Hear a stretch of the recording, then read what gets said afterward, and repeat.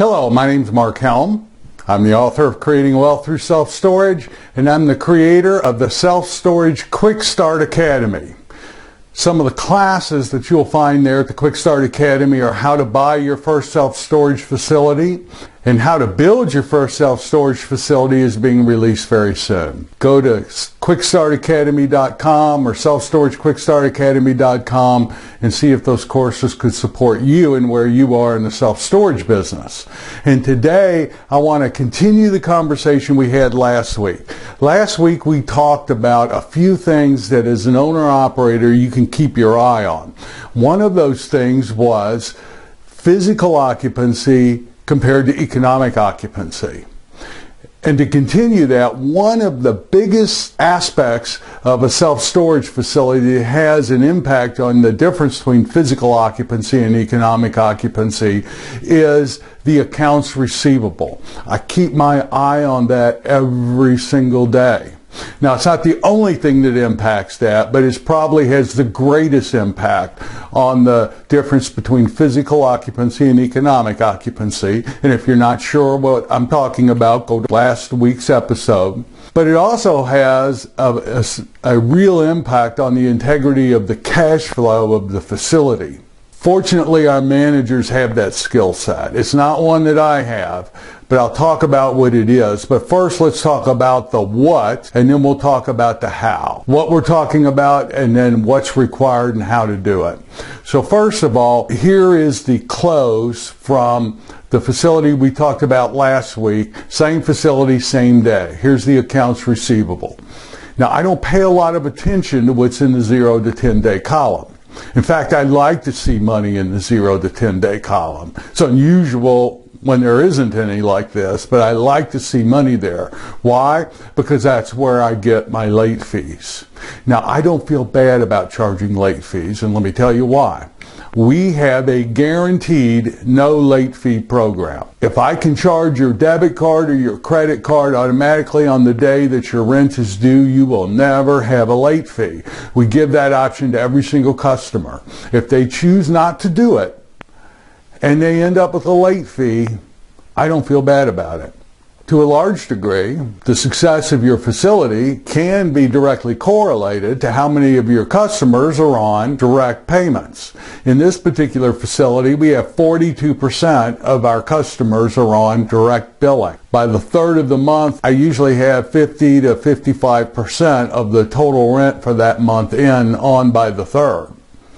Really helps on the cash flow. But let's look at the rest of the accounts receivable. So from the 10 day on, we like to have less than 10% of our square footage in that column combined. Now, how do you keep that cleaned out so you don't get, it just doesn't pile up and pile up? Well, you have auctions. We have auctions every quarter at least in our facility. Now, there's a whole methodology about auctions. This isn't that episode, but we have auctions to get rid of the units that are not generating income, put those units back into circulation to generate income, and we don't like to see beyond the 10-day column, we do not like to see it go beyond 10%. Now, it's kind of funny math. I said last week we want to have a 5% or less between physical occupancy and economic occupancy. Actually, ideally, it's 2.5 to 3.5. But it's strange how it works is if we keep those columns under 10%, that correlates to about a 3.5% difference between economic and physical. And I don't understand all the nuances of it. All I know is it has to do with the money you get at auction, what time of the month the payments come in, and how much is collected prior to the auction. Keep it under 10%, you will be doing fine on the physical to economic occupancy. Now, it takes something to really be on top of this. And what it takes is a very good manager. As I thought this through, I realized that when we're looking for managers, there's two things that we look for. One is we want a manager who's a self-starter, self-directed. I'm not going to be there every day telling them what to do. If I have that kind of manager, I could never grow a business. We want a manager who will make these collection calls on their own without being prompted to do it. Why? Because they're looking at this same information I'm looking at, and they're realizing they've got to make collection calls because they've got people going from the 10-day column on. I better make sure we make those collection calls. Self-directed manager. And the second skill set I look for might be a little counterintuitive. I look for a very caring manager. I look for someone who genuinely relates and cares about people.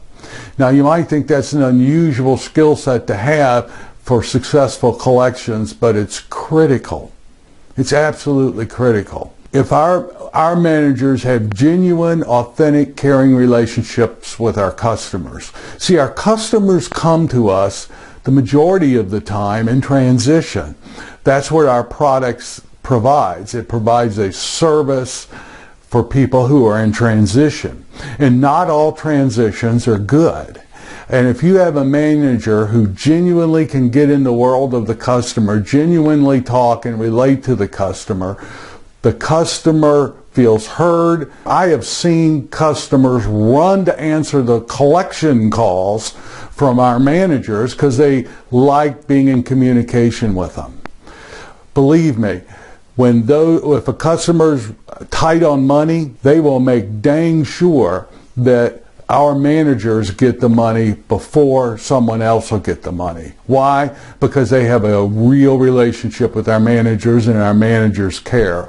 This isn't a manager acts this way in order to be good at collections. No, the manager genuinely cares, and there's a relationship between the customer and the managers. It's not a skill set I'm very good at, frankly, but these guys are awesome at it.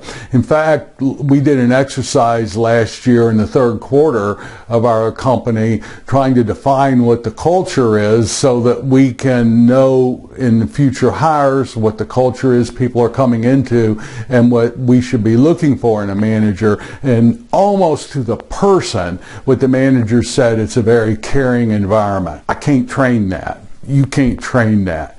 We look for that for a number of reasons, but it has a direct impact right here on the collections. So, how to maintain physical and economic occupancy close to each other, be on top of the accounts receivable, and do not let anything beyond the 10 days total up to over 10%. You will be running an awesome facility. Keep that facility flushed out through auctions, getting those units back into circulation, and you will have a winning facility.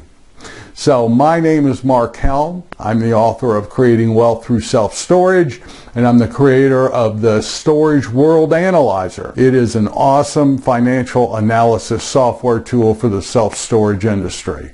Go to creatingwealththroughselfstorage.com, storageworldanalyzer.com, find out more about it, and I will see you soon. Reach out if I can support you in any way. Thank you.